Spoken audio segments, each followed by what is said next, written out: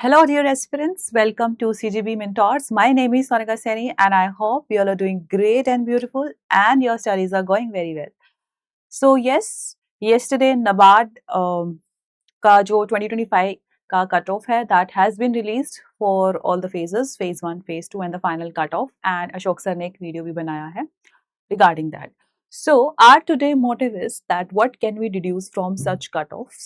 क्योंकि cut of से आपको बहुत कुछ पता चलता है कि कहाँ हमें मेहनत करनी है, ठीक है, कहाँ हमें कम करनी है, कहाँ हमें ज्यादा करनी है, and what are the areas that shall be focused on.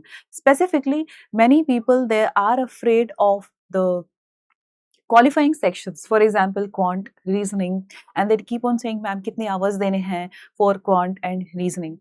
And आपको वहां के जो सेक्शनल कट ऑफ है, राइट, उससे पता चलेगा कि किस चीज को क्या क्या प्रायोरिटी देनी है. So first let's quickly read out the cut offs and then we will analyse it that what shall we do and what shall be our strategy for our preparation. चलो let's start our video. So yes, this is for the NABARD 2025 phase 1. ठीक है, चलो so for EWS and unreserved पढ़ेंगे हम, ठीक है, general के लिए पढ़ते हैं, and then for SC OBCs हम आप देख लेना, एंड ऑब्वियसली हम जनरल कैटेगरी को लेकर एक बार we'll get an idea. So for the reasoning it is 1 mark, ठीक है. For quant it is again 1 mark, ठीक है. Okay, for the English it is 6 marks, and you must be aware that for quant and reasoning 20 questions each आते हैं, English के 30 questions आते हैं, ठीक है. Computer again there are 20 questions, so computer की जो है that is 2.5, whereas for if you see for the OBC and for the SCs STs and for PWDs it is 1 mark, ठीक है जी. Decision making 1 mark, general awareness 2.25, ESI 40 questions आते हैं, general awareness के 20 questions आते हैं, देख सकते हो आप, it is 4.25, whereas for the agriculture it is more, that is 6.5. अब आप ये देखो कि for the quant and for the reasoning it is 1, ठीक है. दैट डजंट मीन कि हर बार 1 जाएगी, it depends on the paper also, it depends upon the number और ऑफ द एस्पिरेंट्स ऑल्सो, क्योंकि कई बार it can be more also, max to max 3 भी जा सकती है, क्वांट अगर ज्यादा आता है तो 4 भी जा सकती है. दैट डजंट मीन कि आपको 2 ही क्वेश्चंस करने हैं. मैक्स टू मैक्स आपको क्या सोचना है, ठीक है. हम अब जो है वी विल सी कि what shall be the strategy for English, quant, reasoning, computer and decision making, because these are qualifying sections, ठीक है. और सीधी सीधी बात है, सच तो ये भी है, अगर आपने क्वालिफाई नहीं किया, नो मैटर आपने मेरिट सेक्शन में कितना स्कोर किया है, ऑब्वियसली यू विल फेल, आप नहीं दे पाएंगे एग्जाम. देखो, जब आप बात करते हैं क्वांट और रीजनिंग की, ठीक है, max to max let's say 4 marks जाती है out of 20, that means you have to do 4 correct questions, ठीक है. ऐसा तो नहीं है एक है तो हम 2 क्वेश्चन करके आएंगे, नहीं. तो what shall be the strategy? देखो स्ट्रेटजी यही है, जब तक ये नोटिफिकेशन नहीं आता you should focus on the subjects, ठीक है. क्योंकि देखो अभी आप प्रैक्टिस करोगे, अगर आप बिल्कुल बेसिक से स्टार्ट कर रहे हैं then obviously you have to start for you can prepare for content reasoning. Basic मतलब आपने कभी कोई एग्जाम की इससे पहले तैयारी नहीं करी है, but I am assume that if you are in this journey you have somewhere prepared for one exam or the other, be it banking examination, be it regulatory bodies examinations, be it UPSC or any. तो आप क्या कर सकते हो, जब notification आता है you have approximately 30 to 40 days in your hands, then each day you can focus on certain topics of quant, right? अगर आपका क्वांट वीक भी है तो भी, क्योंकि NABARD का जो क्वांट एंड रीजनिंग है वो बहुत अच्छा और बहुत मैनेजेबल आता है, अनलाइक RBI, ठीक है, अनलाइक यूपीएससी CCET ऑब्वियसली बहुत ही बेसिक आता है, बहुत ही एवरेज आता है, ठीक है. इन दैट ऑल्सो आप ये सोचो कि लेट्स से मुझे मैक्स 5 क्वेश्चंस करने हैं, क्योंकि मुझे 4 मार्क्स लेके आने हैं, 5 क्वेश्चंस तो करने पड़ेंगे ना आपको out of 20, in case 1 gets wrong. Then what can you do is you can focus on certain topics which are more marks fetching. For example in quant, ठीक है, suppose if you take quant and if you analyze कि जो सबसे ज्यादा marks fetching होते हैं वो होते हैं नंबर सीरीज, ठीक है, और हर बार आता ही आता है simplification, right, rather than going for the arithmetic portion की भाई मान लो आप 50 क्वेश्चन करोगे प्रॉफिट एंड लॉस के, पता नहीं आएगा कि नहीं. You focus on such type of questions जो सीरीज वाइज आते हैं, जैसे सिंप्लीफिकेशन के एक साथ 2-3 क्वेश्चंस आ जाएंगे, नंबर सीरीज के एक साथ 2-3 क्वेश्चंस आ जाएंगे. Unlike suppose if you do profit and loss, एक क्वेश्चन आएगा. Suppose you do let's say time and work, let's say उसका एक क्वेश्चन आएगा. So we will focus on those topics which have a set of questions, so we will focus on that. Let's say number series के 3 आ गए, आपने 2 कर दिए, good to go. Simplification and approximation, good to go. Then DI ये मत छोड़ना आप, ठीक है, बहुत बेसिक DI आती है, थोड़ा बहुत आप उसको कर सकते हैं, है ना, इसकी प्रैक्टिस कर लेना उस क्वेश्चंस में. देन यू आपके 5 क्वेश्चंस या 3 to 4 क्वेश्चंस आप यहीं से बना लोगे. तो ये 3 टॉपिक्स आप अच्छे से करके जाओ. आपको क्या करना है, और भी मुझे अभी टॉपिक्स याद नहीं आ रहे हैं. I just want to give you examples of certain topics that have a set of questions. Both all these 3 topics have a set of questions. Suppose that 20 questions, 10 questions will be from arithmetic and बाकी के जो 10 questions होते हैं ये इन सारे topic से आपके आते हैं. Similarly, when it comes to reasoning, there are certain set of questions and certain easy topics. ठीक है. अशोक सर की तरह मैं भी एक बात बोलूंगी जो बहुत इंपॉर्टेंट है कि पजल्स मत छेड़ना, पजल्स छेड़ो ही मत. ठीक है. कितने इजी हो doesn't matter. If you are very good at it, आपको लगता है पजल सॉल्व करने से 5 क्वेश्चन हो जाएंगे, do, it's good for you. ठीक है. If it gives you, if it boost your confidence, ठीक है, आप कर लो. But there certain topics which are easier. For example blood relations, for example inequalities, right, syllogisms, inequalities के questions आ जाते हैं, सिलॉग्स के क्वेश्चंस आ जाते हैं, और एक दो क्वेश्चन ऐसे आ जाते हैं रैंडम उठ के कि ऑड नंबर्स है, इवन नंबर्स है, ये इसको यहाँ रिप्लेस कर दिया, उसको वो, तो बताइए फोर्थ कौन सा है. सिंपल. ठीक है. और एक और दैट इज डायरेक्शंस. डायरेक्शंस के भी अच्छा मतलब आते हैं, 2 क्वेश्चंस तो आ ही जाते हैं. ठीक है. तो इस तरीके से आप दोनों कंटेंट रीजनिंग में टॉप 5 टॉपिक्स ऐसे chalk it down. Practice one topic 5 times rather than doing 5 topics one time, because that will give you confidence in the main examination कि भाई देखो, I have done a lot of practice and I would be able to do this. Because कई बार क्या होता है, we took 10 topics, exam में आप 5 ही कर पाओगे, लेकिन उन 5 टॉपिक से प्रैक्टिस नहीं होती, तो क्या होता है कि आप नहीं स्पीड कर पाते. And it is important. Why? I will tell you. Because sometimes लोगों का क्वांट रीजनिंग एवरेज होता है एंड ठीक है, it's not a universal truth, it's not a general thing, but ऐसा होता है, तो एक फियर रहता है. और अब आप क्या करते हो फिर, उस एग्जाम में परफॉर्म नहीं कर पाते. ऑल्सो इन एग्जामिनेशन, ऑब्वियसली जब एग्जाम आएगा तो हम टिप्स शेयर करेंगे कि कंटेंट रीजनिंग को कितना टाइम देना है अप्रोक्सीमेटली. अच्छा, इस एग्जाम में आपको ये पता होगा कि there is no sectional timing, unlike NABARD, right. NABARD में सेक्शनल टाइमिंग होती है, यू गिव क्वांट का एक सेपरेट टाइमिंग्स होता है. अब यहाँ का बेस्ट पार्ट ये है कि suppose you for the quant reasoning, English, right, computer, decision making, ठीक है, and then general awareness, which are the qualifying sections, merit sections, ESI, NARD.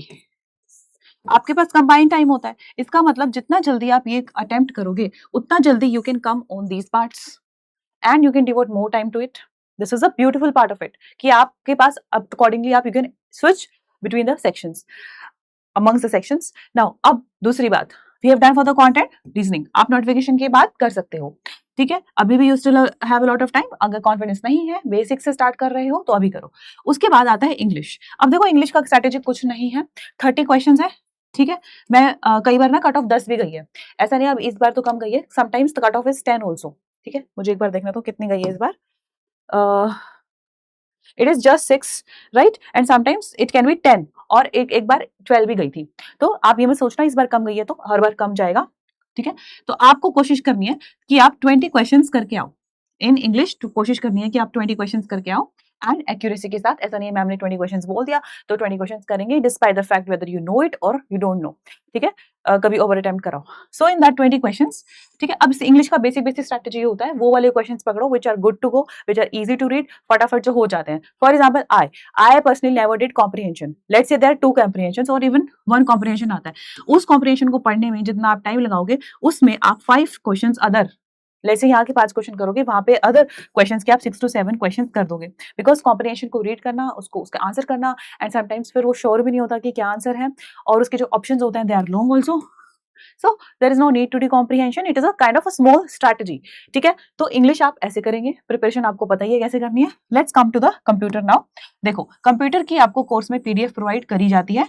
ठीक है. एंड एमसीक्यूज प्रोवाइड करे जाते हैं, आप वो कर लेना. कंप्यूटर को हल्के में मत लेना. मेरे साथ ये धोखा हो चुका है. ठीक है. कंप्यूटर को हल्के में मत लेना. अगर आपको कोई बोले भाई कंप्यूटर है तू कर लेगा, तू कर लेगी, पढ़ के जाने की जरूरत नहीं है. कंप्यूटर अच्छे लेवल का आता है, भले ही कट ऑफ कम जाती है, बट कंप्यूटर अच्छे लेवल का आता है. Without reading you won't be able to do it, if until like exception is that you have a computer background. So you have to read once and you have to revise once and then you have to do topic wise MCQs. ठीक है.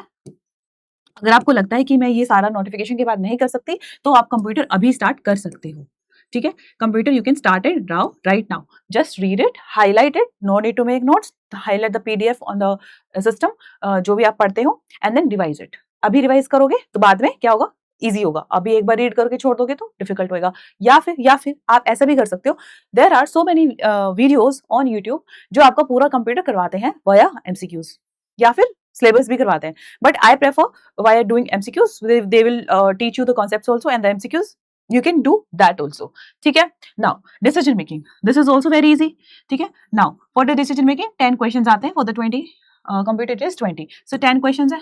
ठीक है, let's say आपको 5 questions करने हैं, 5 में से 3 भी मार्क्स आ गए तो आपका काम बन जाएगा। इसके लिए कोर्स में there is a PDF, there lectures also, and there are बहुत सारे एमसीक्यूज से ही आप पूरा उसको कवर कर सकते हैं। ठीक है, अगर आपको लगता है it is new to subject, जैसे फॉर एग्जांपल डिसीजन मेकिंग मेरे लिए इजी था because I was from a commerce background. आपको लगता है कि मुझे बात के लिए नहीं छोड़ना है, you have time, you have prepared well for the other merit sections, do it now. So ये चीज आप बाद में भी कर सकते हो, and if you have a FOMO, do decision making and computer right now. एक दिन लगेगा कंप्यूटर में, लेट से 3 डेज लगा लो इंस्टॉलमेंट्स में, डिसीजन मेकिंग में लेट से 2 डेज निकालो, साथ में थोड़ा सा टाइम निकाल लो। ठीक है, now let's talk about these sections, ये हम बाद में करेंगे because I will tell you the combined strategy for both phase 1 and phase 2. So I hope now you get this point, and see for the UR it is 54.5, so the maximum जो चाहिए था वो 54.5 था for the EWS 47, for OBC आप देख सकते हो OBC का cut off is more than EWS, that is 49, for the एससीज and STs, SC for the 44.5 and 42.75। ठीक है, इसका मतलब ये हुआ कि अप्रोक्सीमेटली 55% कट ऑफ जा रही है। बहुत ज्यादा डिफिकल्ट पेपर आता है, एक बार बहुत डिफिकल्ट आ गया था तब cut off was around just 44-45, that's it. So the cut of आपका क्वेश्चन पेपर पे डिपेंड करता है, आपको ये नहीं सोचना है कि मैम मुझे 60 ही लेके आने हैं, या मुझे 55 ही लेके आने हैं, या मुझे 60 ही लेके जाना है। ठीक है, आपको बस इतना सोचना है, the cutoff will be dynamic in nature depending upon the examination. You just have to work hard and think that मैंने सब कुछ अच्छे से किया है। चलिए, now let's come to the next slide. Oh, एक minute. So this is for both phase 1 and phase 2. Let's talk about phase 1 first. Focus on the major things. What are those major things? These are the major things. These are the major things. मैं आपको चिला के बता चुकी हूँ कि 6 months का आपको PIB करना है। ठीक है, you can start from May, right? Let's say May, June, okay, July, August, and let's say you get the notification at the end of the August, and paper is there let's say at the end of September, 1 month मिलता है, तो आपके 5 months के आपके ऐसे हो जाएंगे। ठीक है, और let's say अगर by chance if the paper is in October, then May, June, July, August, September. So May से start कीजिए, you are good to go. ठीक है, May, June, July, August, September, May से आप फिलहाल कर सकते हो। ठीक है, now in this general awareness, when I say general awareness, which means the current affairs जो 20 marks की आती है, right? In that max to max you have to do 3 months. ठीक है, लोग आपको 6 months का भी बोल सकते हैं, आपको 8 months का भी बोल सकते हैं, बट आउट ऑफ 20 क्वेश्चंस अगर आप नोटिस करेंगे लास्ट 3 मंथ से सबसे ज्यादा क्वेश्चंस आते हैं। पीआईबी से 6 मंथ्स का भी आ सकता है, बट जनरल अवेयरनेस का देखो ऐसा नहीं है कि पीछे का नहीं आ सकता है, ऑब्वियसली आ सकता है, but if you find out the cost benefit ratio, last 3 months में सबसे ज्यादा स्कोरिंग होता है, तो you have to do in that way. ठीक है, चलिए मैंने अब आपको इसमें जो है वो मंथ्स बता दिया है। स्ट्रेटेजी यही है for the PIB, watch the YouTube sessions on our channel by Masoom ma'am. ठीक है, पीआईबी की मेक शॉर्ट नोट्स, और क्या बोल पीआईबी इज टू मच। ठीक है, मुझे ऐसा लगता है कि पीआईबी के notes banana is not a smart task. rather than get the PDFs download in your system, highlight there itself, right? And if you think कि ये तो बहुत सारा मटेरियल है, मान लो इतना है एक टॉपिक, तो either highlight it and next time when you revise it, take a text box or write over there, right? I was having a digital pen, तो I used to write on this topic कि इसमें ये 2 fact important है, वही रटना है, that's it. And आपको भी पता है that monthly MCQs आते हैं, right? तो आप क्या करते हो, whatever this is there, so वो सारा आपका monthly MCQs of PIB में conclude हो जाता है। Each and every aspect of topic is covered in monthly MCQs. I used to that only, तो वो आसानी से हो जाता है। Similarly general awareness के भी MCQs आते हैं, तो most important आपकी वो cover हो जाते हैं। ठीक है, चलिए government schemes again, this is what we say Gita of your NABARD examination. RBI में मुझे नहीं पता आरबीआई में इस बार गवर्नमेंट स्कीम्स का जो वेटेज है वो बहुत कम रहा है, both for phase 1 and phase 2, but for NABARD it is the Gita. For NABARD, government schemes are the utmost important. Either it is phase 1 और phase 2 में तो भर भर के पूछते हैं. So you can't ignore it. कैसे करना है, किस तरीके से करना है, what is the most important government schemes, what are the most important, how to approach it. There are so many YouTube sessions. There's a playlist named as NABARD Grade A Strategy. You can watch for the government schemes. ठीक है, तो बस मेरे को यहाँ पे बताना था कि यहाँ पे मैंने आपको पहले भी बताया था that out of 80 questions for ESI and ARD, 40 questions come from government schemes directly or indirectly, 40 to 45 questions. So that shall be your priority, PIB and government schemes. Then agriculture static, ये भी मैं आपको बता चुकी हूँ. 28 to 30 questions in the phase 1 comes from the agriculture static. Then there are innumerable videos that how to prepare ARD, right? What are the PYQ analysis all of it? There are innumerable videos for the ARD static also. Then budget से कई बार ऐसा होता है एक question आता है और कई बार ऐसा होता है कि 5-6 क्वेश्चंस एक साथ उठ के आ जाते हैं. So budget is also important. ठीक है, economic survey you have to do the selected chapters. For example agriculture and food management, यानी क्योंकि यहाँ पे एग्रीकल्चर का है. Then environment and climate change is very important for NABARD. 2-3 questions always comes. Education, health, then rural development and social progress and employment and skill development. अगर आपको लगता है आपको डायरेक्टली सर्वे से पढ़ना है तो आप पूरा नहीं पढ़ेंगे. You can take these chapters और उस चैप्टर्स में भी बॉक्सेस होते हैं या फिर उसका एक इंट्रो होता है, फॉरवर्ड होता है, आप वो कर सकते हैं. So I've told you for the phase 1 that आपके लिए एटमोस्ट इंपॉर्टेंट क्या क्या चीजें हैं. स्ट्रैटेजी अगर आपको जाननी है, obviously I can't tell each and everything in one video. There are innumerable strategies videos, be it descriptive, be it schemes, be it ESI strategy अलग से दिया हुआ है, ARD स्ट्रैटेजी अलग से दिया होता है. मोस्ट रिपीटेड टॉपिक्स कौन से हैं, PYQ एनालिसिस किया हुआ है. We have taken 3 years, 2 years for the ESI, 3 years for the ARD. We have read all the PYQs. You can go and watch अगर आपने नहीं देखा है तो. Okay. Now, let's come for the mains cutoff. This is the phase 2 cutoff. We will read out for the general stream. ठीक है, it is 135. It is 135 for UR category and 129 for the EWS and 131 for the OBC. Now, if you witness the final cutoff, अभी मैं आपको final cutoff भी दिखाऊंगी. OBC का जो cutoff होता है for the phase 1 and the phase 2, it is lesser than the general. ठीक है, it is lesser than the general. But जो फाइनल कट ऑफ होती है उसमें ओबीसी का cut off is higher than the UR section. ठीक है, क्यों कैसा अभी आपको बताएंगे. सो आपको बस ये देखना है कि देखो यहाँ पे अगर 131 है, that means out of 200 it is 131, 129 and 135. Max लेके चलेंगे 135.25 आपको यहाँ पे कट ऑफ है. तो देखो भाई क्या स्ट्रैटेजी होनी चाहिए भैया फॉर द मेंस. देखो आपका 150 मार्क्स का तो डिस्क्रिप्टिव ही आता है. ठीक है, 150 मार्क्स का डिस्क्रिप्टिव आता है, 100 for the English and 50 for the ESI and ARD. It means you cannot ignore descriptive. You cannot wait for the descriptive preparation after the notification. I always say in my classes that do descriptive till the notification comes. Please do it. And descriptive is very very important. ठीक है, और आजकल थोड़े dynamic question भी पूछ रहे हैं descriptive में. ठीक है, डायनेमिक मतलब टू द पॉइंट पूछते थे पहले कि tell me about NRLM, right? Tell me about the VBG Ramji. MG Nrega पे आया था, but now they have starting like RBI based questions होते हैं, like analyze the or this or what do you think about it, critically examine, all of that. तो थोड़ा सा critically examine तो चलो नहीं आता, मैंने वो UPSC टाइप होता है, तो थोड़ा सा आपको यहाँ पे अभी जब तक ये नोटिफिकेशन नहीं आता है, अगेन डिस्क्रिप्टिव की तैयारी करनी है. Now if they are a beginner, there are descriptive videos as well. 2-3 videos बने हुए हैं. स्पेसिफिकली एक अभी रिसेंट आया है, it is of 1 hour 45 minutes, और उससे पहले एक थंबनेल है how I got 43 out of 50. वो बहुत ही अच्छा सेशन है, बहुत ज्यादा अच्छा है, आप उसको भी देखो. सबसे पहले वो देखना कि डिस्क्रिप्टिव की कैसे तैयारी करनी है. Second video is of 1 hour 45 minutes and the third video is more than 20 themes I have chalked down for the descriptive. वो 3 videos is good to go for your preparation. Kick start your preparation for descriptive. Now make a magic portion of government schemes. ये मैं पहले भी बता चुकी हूँ, चाहे कुछ भी हो, अगर आपको अपनी प्रिपरेशन अभी स्टार्ट कर रहे हो, then government schemes and PIB. Government schemes and PIB for the objective based questions and descriptive is for your phase 2.